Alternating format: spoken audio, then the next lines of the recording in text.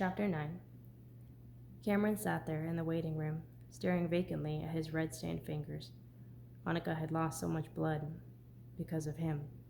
If he hadn't panicked, he would have checked for an exit wound right away, not a solid half-minute after she'd been hit.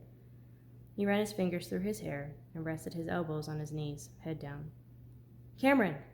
Running footsteps headed in his direction. Cameron got to his feet. "Dad! Thanks for getting here so quickly." His father enveloped him in a tight hug. "Are you all right?" "Yeah, I'm fine. Cameron hadn't realized he'd been holding his breath until now. He exhaled, the constriction in his chest slowly abating. Dr. Baines pulled back to look at him. "Are you sure you're okay?" "Yes, I promise. I'm fine." "All right, I just wanted to make sure. How's Annika?" "I don't know. They haven't told me anything yet." Sitting back down, Cameron relayed the events of the evening and Annika's condition right before she went into surgery. "Well, I'm proud of you, son. You did well. Probably saved her life. But none of this would have happened if you dropped this like I told you to. It could just as easily be you in surgery, Cameron."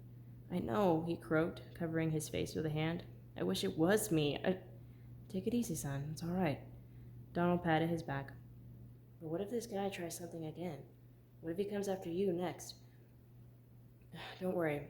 I'm going to request police protection for Annika.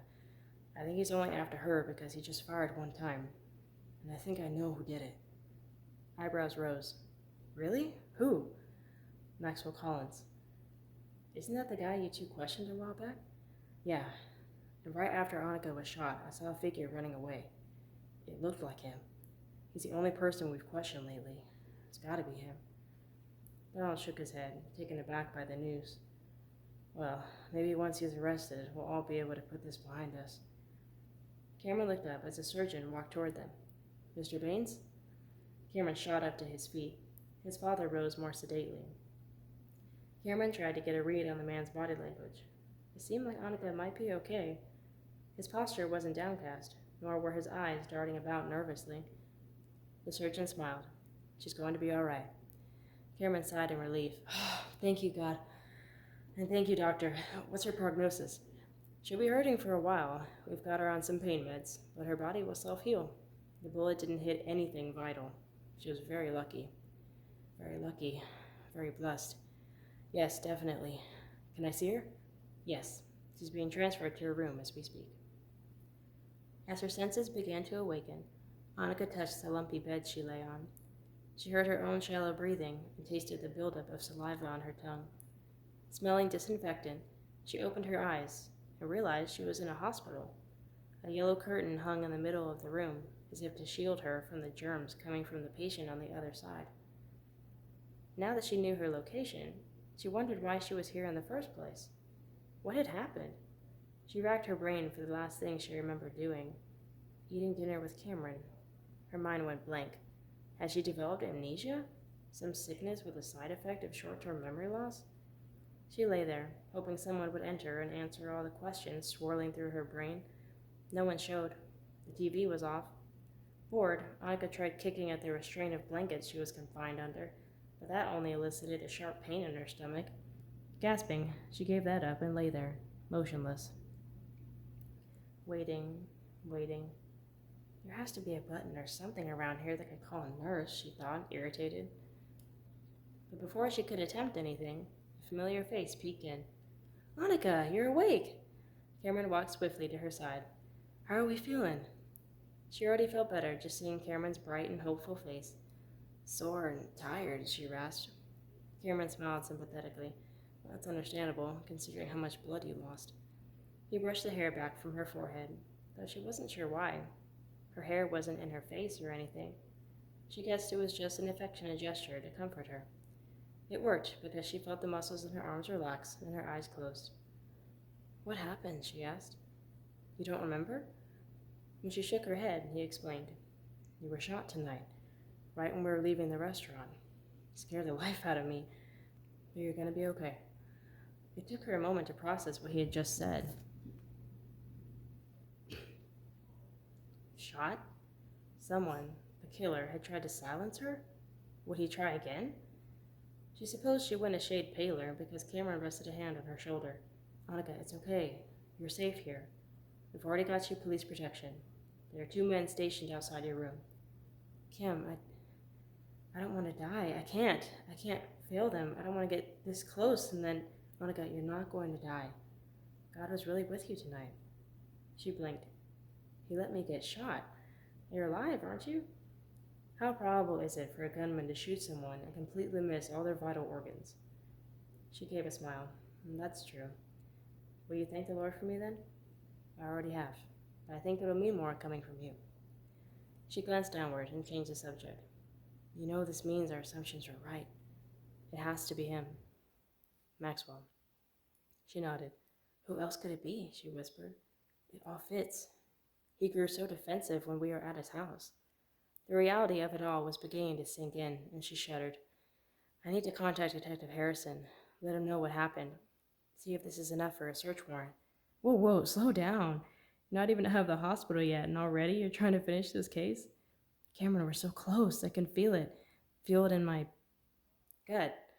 Yeah, I bet you do, he answered, nearly laughing. Let's get you out of here first, and then we'll talk with him. Talk with who? Detective Harrison walked into the room. Detective! Annika exclaimed. What are you doing here? I heard what happened. You holding up all right? Yeah, thanks. I'm glad. He smiled and gave her shoulder a squeeze. I'm also glad your friend was with you. From what I heard, Cameron controlled the bleeding until the paramedics got there. Monica looked at Cameron in surprise. He only smiled and shrugged in response, as if it wasn't a big deal. Detective Harrison pulled out a notebook. I also came by to get a statement from both of you. Well, Annika began, I must have blacked out because I don't really remember anything. He looked at Cameron expectantly. Can you tell me what happened? Cameron told him everything and finished with describing what he could about the shooter. I'm thinking it was Maxwell Collins. Detective Harrison jotted down notes on his pad. The description fits with what the other witnesses saw. We'll question him first thing. We found a 9mm bullet and bullet casing on the ground, right outside the restaurant. Any fingerprints on the bullet casing? Annika asked. Unfortunately, no. We're hardly ever that lucky. But we're going to question all possible suspects, starting with Maxwell. Annika smiled, feeling adrenaline rush through her. Thank you, Detective. That means the world to me. Of course. I'll keep you posted. You just focus on getting better. Yes, sir, she said. As he left the room, Annika rested a hand on Cameron's. After that recap, she realized a true hero sat beside her. Thank you, Cameron. You saved my life. He winked, giving her hand a squeeze. Well, after all, I am a doctor. I sensed someone, an intruder, enter the room. The form reveals something, a glittering needle, filled with the very toxins and poisons that are contained in his soul. He draws nearer, hoping to snuff out my life, to prevent me from exposing him as the murderer. My heart slamming against my ribcage, my brains begging for my body to act, to scream, anything, but fear has paralyzed me. I can't move. I can't breathe. Can't think. Screaming, Annika awoke, tearing free from the nightmare. Annika, it's okay, Cameron said, steadying her. The men hired to protect her burst into the room, guns drawn, ready to take down whoever was threatening her. Cameron put up a hand. Everything's fine, guys. She just had a bad dream. They relaxed. Oh, all right, the taller man said. They did a quick search of the room with their eyes anyway, and then, putting away their weapons, they returned to their station just outside the door. Annika continued to shake. Cameron sat in the chair closest to her. It's all right, he whispered. Shh, I'm here. Her labored breathing quieted as he stroked her hair, soothing her back to sleep. Sometime later, Annika awoke and stretched her eyes open. There was still some pain in her stomach, but it was minor as long as she kept still and stopped thrashing from nightmares. Cameron was reading the Bible, but at her movement, he caught her eye and smiled. Morning, sunshine, he greeted. It was pitch black outside her window. What time is it? She asked. He looked at his watch. Just after 3. In the morning? Cam, what are you still doing here? Reading, he answered simply. She laughed faintly. I can see that. But you should be home, getting some rest. Nah, I'm fine. Annika shifted, attempting to get into a more comfortable position. She hesitated only a moment and then asked, Could you read out loud? A pleasantly surprised smile. Sure. Okay, that's the end of chapter 9. I'll see y'all tomorrow for chapter 10. Thanks for watching.